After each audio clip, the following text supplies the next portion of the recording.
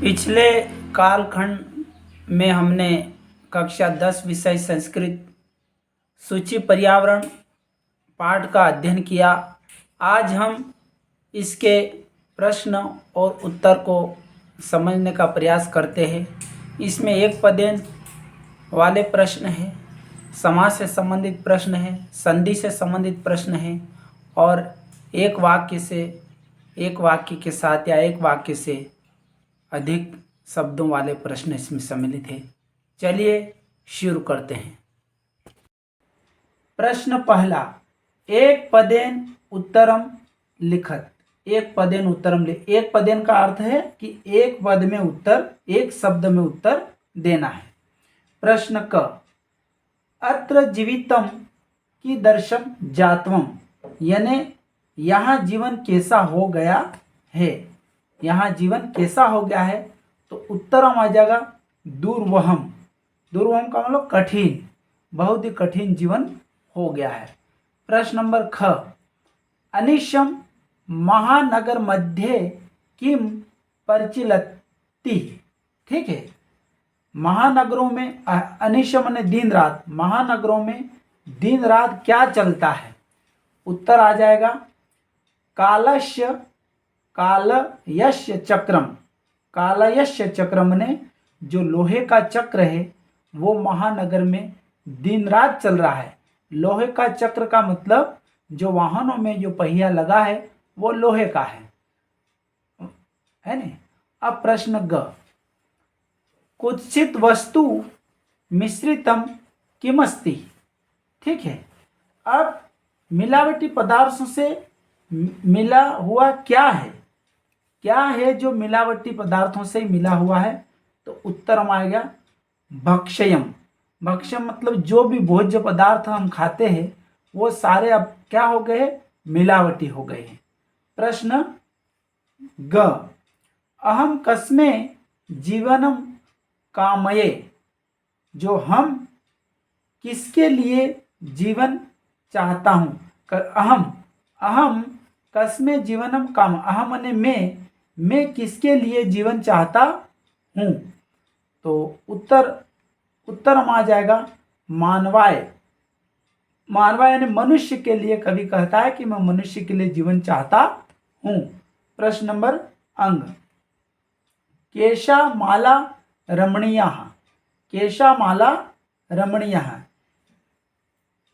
किनकी पंक्ति सुंदर है। केशा माला रमणीया, किसकी पंक्ति सुंदर है। उत्तर में आ जाएगा हरित तरु ललित लतानाम। हरित तरु ललित लतानाम का अर्थ है हरे हरे वृक्षों और सुंदर लताओं की। किसकी पंक्ति सुंदर है तो हरे भरे वृक्ष और सुंदर हरे हरे वृक्षों की सुंदर पंक्तियां जो है, लताएं, वह सुंदर दिखाई दे रही।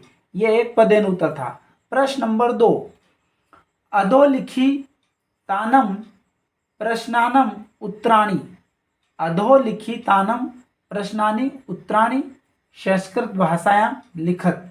अब ये नीचे दो प्रश्न का उत्तर हमें लिखना है कि नीचे लिखे प्रश्नों का उत्तर दीजिए। क, कवि किमर्थ प्रकृते शरणम इच्छति। है नहीं, कवि किस लिए प्रकृति की शरण में जाना चाहता है। कवि किस लिए प्रकृति की शरण में जाना चाहता है तो उत्तर में आ जाएगा अत्र धरातले जीवितम दुर्वहम जातम अतः कवि प्रकृते शरणम इच्छति। अर्थात यहाँ पर धरातल पर जीवन कठिन हो गया है, इसलिए कवि प्रकृति की शरण में जाना चाहता है। प्रश्न ख, कस्मात् कारणात् महानगरेषु संसरणम कठिन वर्तते। कस्मात् कारणात् महानगरेषु संसरणम कठिनम वर्तते, यानी किस कारण से महानगरों में चलना कठिन हो गया। संसरणम चलना कठिन हो गया है। उत्तरम, मार्गेषु यानानाम अनंतः पंक्तियाः सन्ति एतमास्त कारणात् महानगरेषु संचरणं कठिनं वर्तते। मार्गेषु यानानाम् अनन्ताः पंक्तियाः सन्ति एतमास्त कारणात् महानगरेषु संचरणं कठिनं वर्तते। यानी हमारे पर्यावरण में वायुमंडल, हमारे जो मार्ग में गाड़ियों की अनंत पंक्तियां आ गई है, मार्ग में गाड़ियों की अनंत पंक्तियां आ गई है और इस कारण से महानगरों में चलना बहुत कठिन हो गया है। प्रश्न ग, अस्माकं पर्यावरणे किम किम दूषितम अस्ति। अब यह है हमारे पर्यावरण में किम किम माने क्या क्या दूषित हो गया है, क्या क्या चीज बिल्कुल दूषित हो चुकी है नहीं।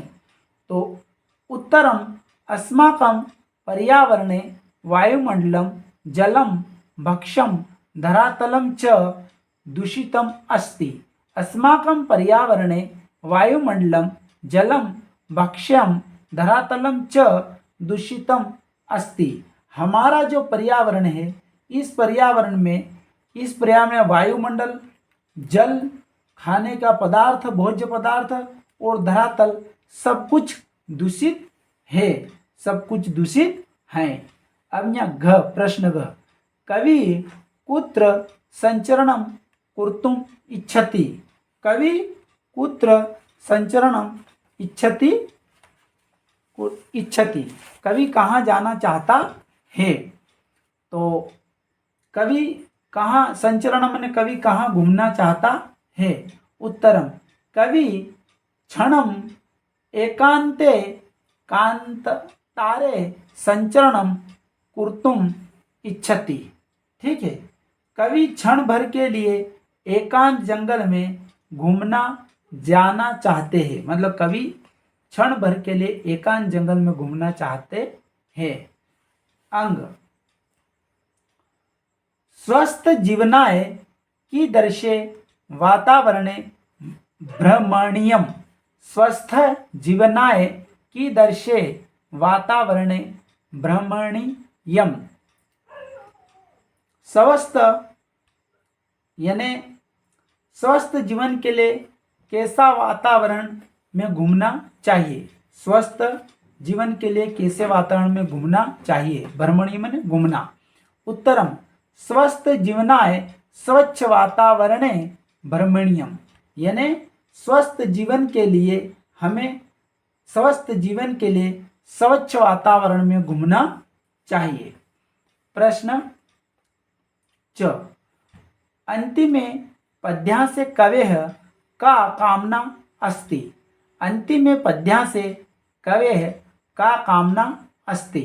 यानी अंतिम पद्यांश में कवि की क्या कामना थी।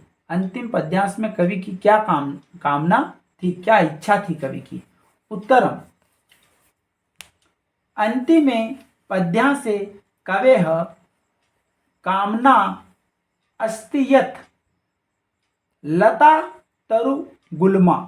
लता तरु गुल्मा प्रस्तर तले पिष्टा नो भवन्तु पाषाणी सभ्यता निसर्गे समाविष्टा न स्यात् मानवाय जीवनम भवेत् जीवन मरणम न इति। ठीक है, इसका मतलब यह है कि अंतिम पद्यांश में कवि कामना करता है कि लता, वृक्ष, झाड़ियाँ ये पत्थरों के नीचे न दबे और पथरीली सभ्यता प्रकृति में समाहित न हो। मनुष्य के लिए जो मनुष्य है उसको जीते रहना है, मरना नहीं है। इस प्रकार ये अपने एक वाक्य प्रश्न के उत्तर भी पूरे हुए। अब हम आगे लेते हैं संधि विच्छेदम कुरुत। संधि का विच्छेद करना है और संधि विच्छेदम कुरुत। अब पहला शब्द आ गया क, प्रकृति है। पहला शब्द आ गया प्रकृति है। तो प्रकृति का अलग शब्द दिया है उदाहरण धन एव। धन एव तो प्रकृति रेव शब्द बन जाएगा, प्रकृति रेव।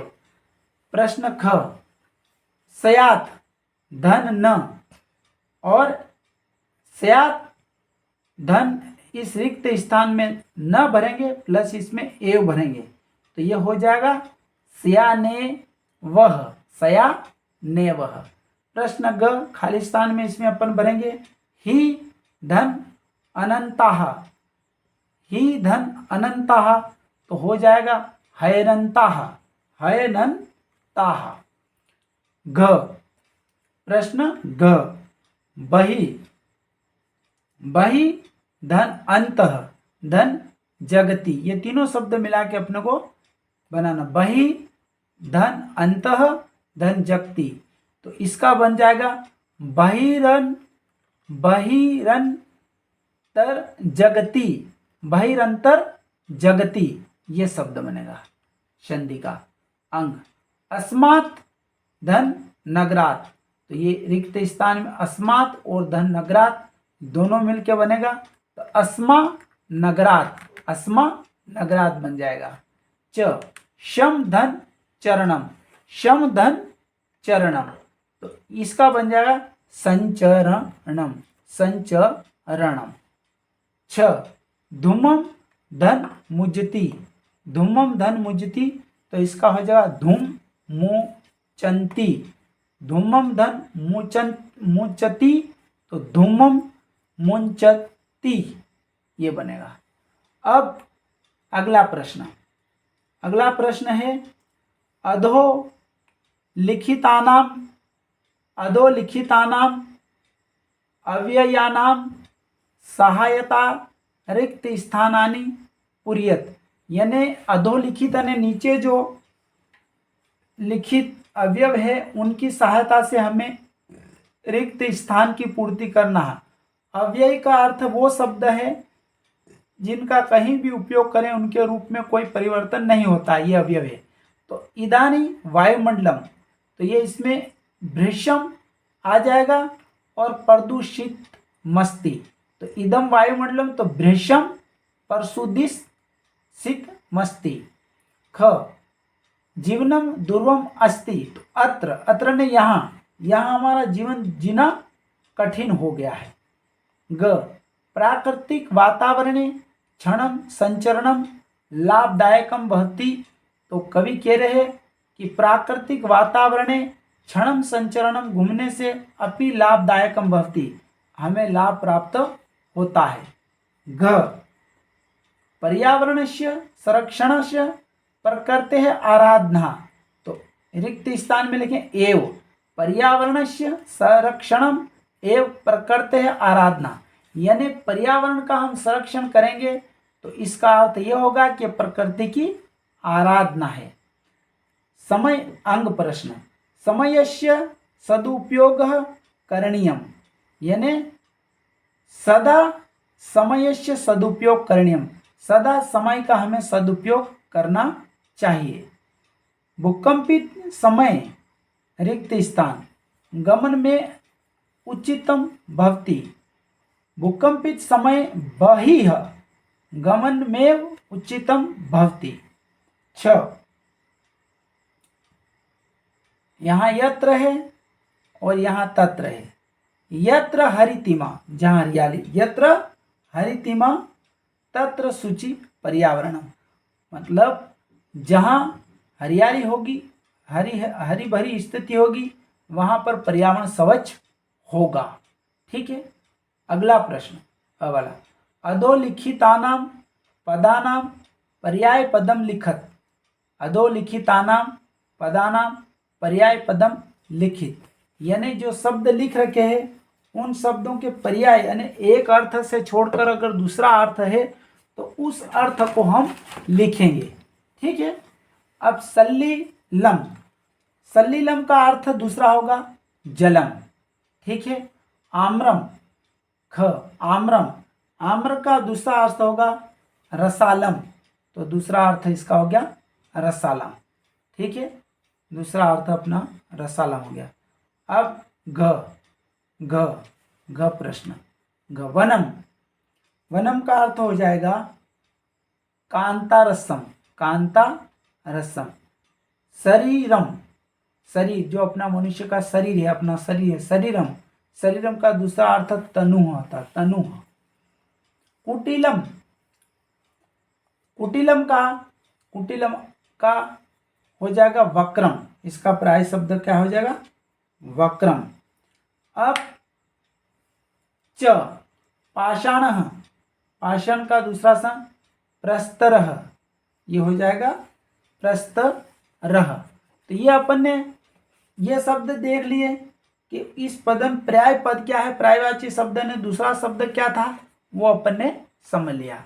अब प्रश्न अगला आ गया, अधोलिखित पदानाम विलोम पदानी पाठा चित्वा लिखत। यानी जो ये पद दे रखे हैं इसमें अपने को विलोम शब्द जो नीचे लिखे शब्दों में हमें ये देखना है कि विलोम इसका उल्टा सलम शब्द को पाठ से चुनकर लिखना है अपने को। विलोम शब्द पाठातने चित्वा लिखत, ठीक। विलोम शब्द विलोम ने उल्टा। क सुकरम, सुकरम सरल, तो दुर्वहम ने कठिन हो गया। इस प्रकार दुर्वहम, ये दुर्वहम पहले भी आ गया है शब्द।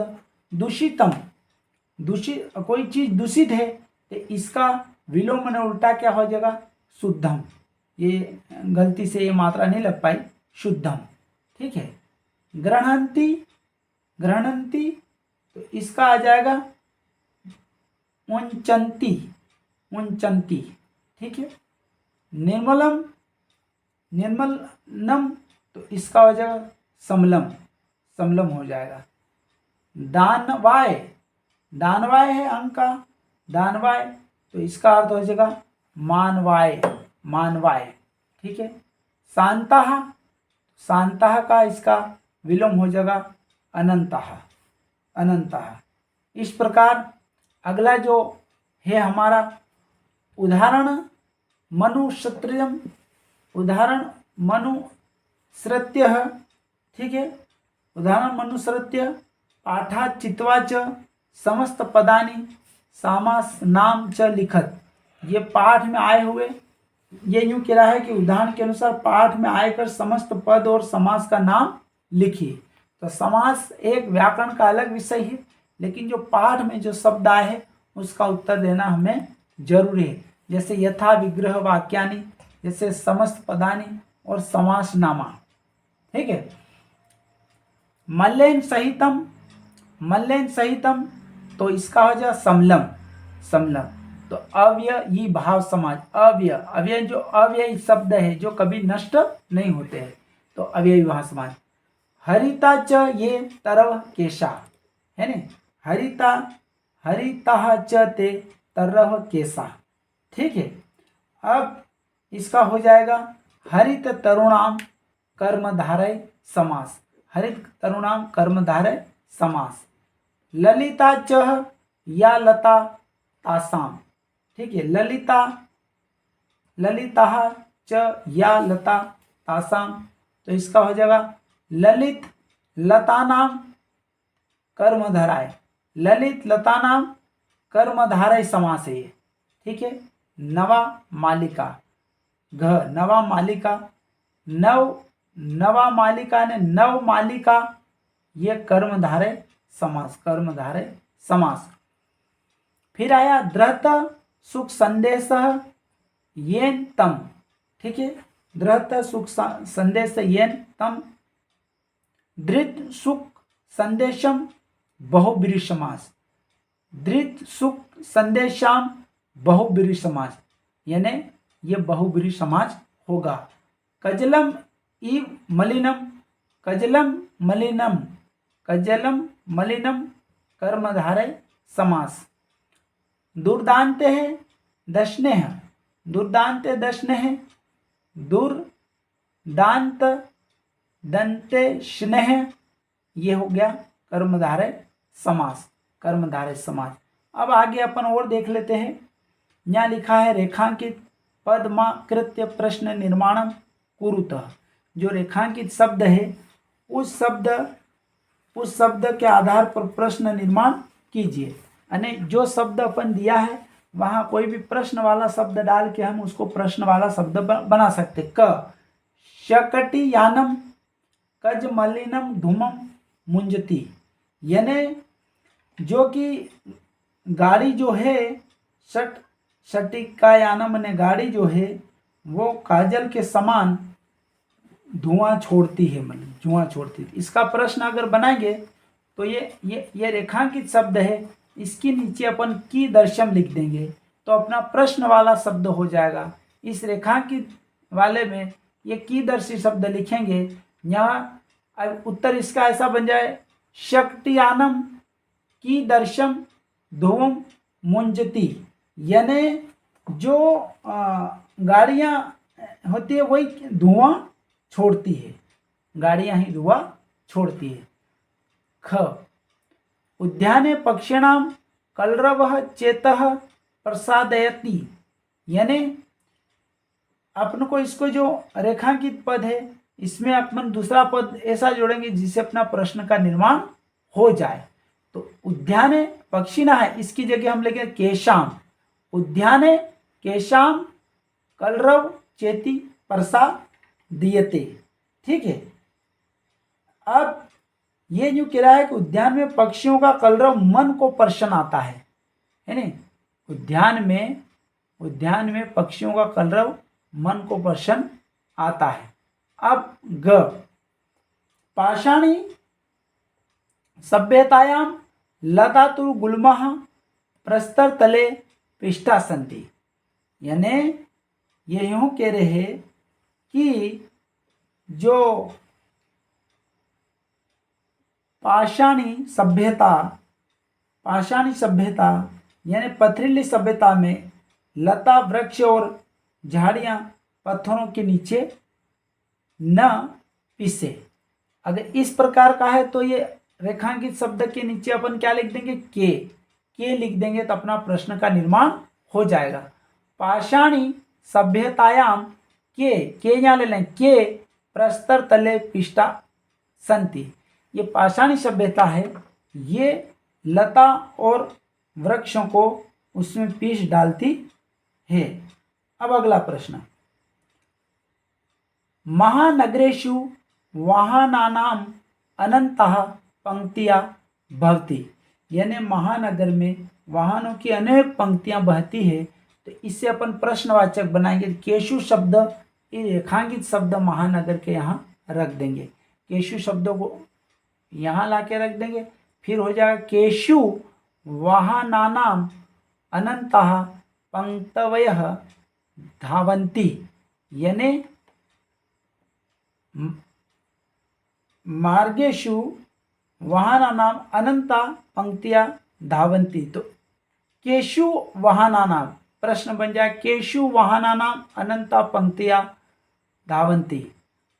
प्रश्न अंग आ गया, प्राकृत्यः सन्निधो वास्तविकम सुखम विद्यते। ठीक है, प्राकृति सन्निधो वास्तविकम सुखम विद्यते। तो ये रेखांकित शब्द के नीचे हमें वो प्रश्नवाचक शब्द लगा करके प्रश्न का निर्माण करना है। तो यहाँ लिख दें, कस्याः सन्निघो वास्तविकम सुखम विद्यते। इस प्रकार हमारे इतने प्रश्न हुए। अब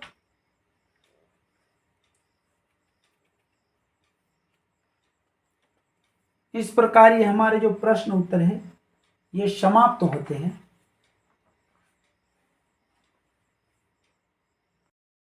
आशा करता हूं कि यह कालखंड आपको बहुत अच्छा लगा होगा और इसके प्रश्न और उत्तर आपको समझ में आए होंगे। अगले कालखंड में एक बार पुनः उपस्थित होंगे। तब तक धन्यवाद।